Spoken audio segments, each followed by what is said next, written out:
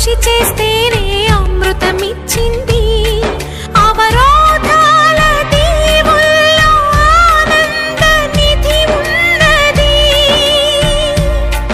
కష్టాల వారధి దాటిన వారికి సొంతమవుతుంది. తెలుసుకుంటే సత్యమిది, తలచుకుంటే సాధ్యమిది. మౌనంగానే ఎదగమని మొక్క నీకు చెబుతుంది. ఎదిగి